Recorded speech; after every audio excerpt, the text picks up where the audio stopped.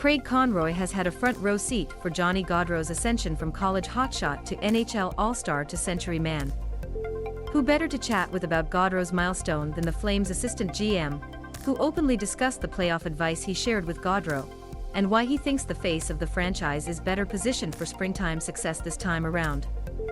In a wide-ranging discussion on the Eric Francis show, Conroy stated his Selke case for Elias Lindholm, identified what has surprised him most about this team, projected how Matt Coronato should fit as an NHLer, and insisted that nothing about the current group reminds him of the 2004 team he starred on.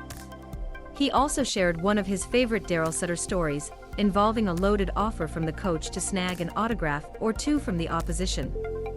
Sportsnet, can you speak to the significance of Johnny Gaudrow eclipsing the 100-point mark?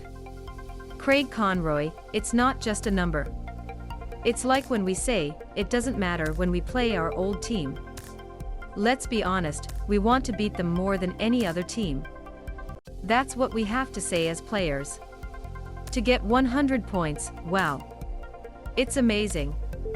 We talked about when he had 99, how special it would have been to get the 100. Even when Jerome was leading the league in scoring. Obviously, the game has changed and scoring has gone back up since then, but for me, that's a special number. Why is Gaudro better positioned to have success in the playoffs than he was, say, 2 or 3 years ago? I think back to when I was in St. Louis, they said, Brett Hull can never win. Well, you know what, that's not true. The way I look at it now is that everyone wants Johnny to do it. It's so hard to win in the playoffs, and you put so much pressure on one player. I do think the game changes a little bit in those playoffs. A lot of times Monty was hurt. He had different line mates, and was getting the hard matchups. And you need to get some breaks early in those series. It's so hard to score in the playoffs that everyone wants him to continue with that pace. He did create chances and he does make plays. He doesn't get as many calls. After the last one, I talked to him about it and said, hey, the last game you played, the way you drove through the middle and didn't shake your hand, that's how you're going to have to play because they're not going to call those little ticky-tack penalties they do in the regular season. And by you doing that, it kind of shows the ref up. So you just have to play your game. For sure with Daryl, he's going to help that situation. That's what we've always believed bringing Daryl in would do. I got to live it firsthand and to see what he does, how he handles things, and what he expects out of everybody. I think the line he's on is built for the playoffs. I've seen Matthew Tkachuk win a Memorial Cup. I've seen Johnny win a Frozen Four, a national championship, World Juniors. All these things these guys have won. I think we're a little bit hard because we're like, they didn't win the Stanley Cup. Well, they've won a lot of other things. Does this team remind you of the 2004 Cup final team in any way? No. The 0-4 team was blood and guts and gonna get by with Jerome and Kipper 2 stars. The rest of us knew, because Daryl told us, we don't have enough S. We need to win 1-0. That means Kipper and Jerome do their thing, and the rest of you guys make it hard to play against. I thought we were a little better than Daryl might have told us, but that was his mindset going in. But with this team, I see scoring all over. I know the guys haven't scored maybe at the clip we'd want recently, but I'm not even worried. I'd rather be a little cold now, and then heat up in the playoffs. Given where this team was last fall, and where it is now, what has surprised you most about this group? How well the top line has played. Our third pairing has been amazing. Really amazing. I don't give Hanifin and Anderson enough credit. Our whole decor as a unit has been outstanding. You're hoping this is how it was going to go. Did I see it going this way? No. You're waiting to watch the games to see how it's going to work, but I can't say enough good things about what that group has done. That might be even more surprising than the first line.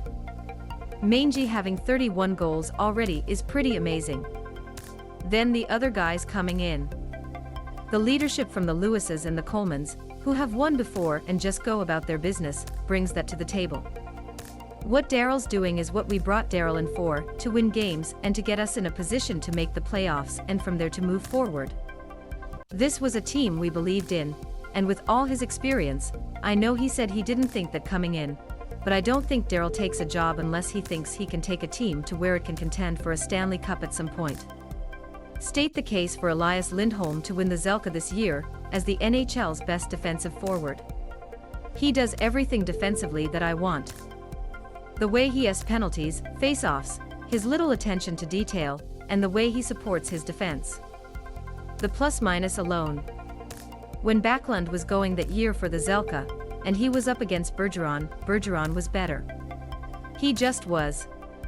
I want to be honest, even though Bax had an unbelievable year. This year I truly think he's the best defensive forward out there. I know it's a little tough. I was out east for a couple games and our games start at 10:30 p.m., 11 o'clock, so you can see why maybe people don't see him. But if they just do watch him, I don't even think it's close this year, to be totally honest. You saw lots of Flames first-round pick Matt Coronato while he played as a freshman at Harvard this year. Where does he project as an NHLer? I see top 6 to start. You never want to put pressure on kids where you have to be a first-line guy. Time will tell, but his vision, the way he plays away from the puck, the way he just makes plays like Johnny, one step ahead, that's what I love to see. He played wing this year. I personally loved him at center last year, but whether he's going to be center or wing, we'll see where he is next year. I like him at center because he sees the ice so well, he steals pucks, he's strong on pucks. His little attention to detail plays that he can make, kind of the way I watch Lindholm away from the puck, and when he gets the puck. Wherever it is, he's going to be a top 6 forward, power play, penalty. He's just an all-around good player who can play anywhere. I understand Sutter gave you guys a unique opportunity in 2004 to get autographs of anyone you wanted on the Red Wings that spring. We won the first game of that series in overtime, and it gave us some confidence. They do have pretty much a Hall of Fame power play, and in Game 2 they were rolling, and it was a beating. We come into the locker room and Daryl is upset. He said, "Okay, let's get it out of the way, boys. Brett Hull, Nick Lidstrom, Brendan Shanahan, Steve Yzerman, I'll get you guys autographs now, because you guys are like, wow, the Detroit Red Wings. They're the greatest thing ever." He was being sarcastic, and all of a sudden out of nowhere, Rhett Warner says, "Well, if you're getting autographs, I'll take a Nick Lidstrom jersey." We were all trying not to laugh, but the way he said it and the timing was classic. Daryl gave a few last words and left, and we all burst into laughter. Given the beating we took, it really lightened the mood.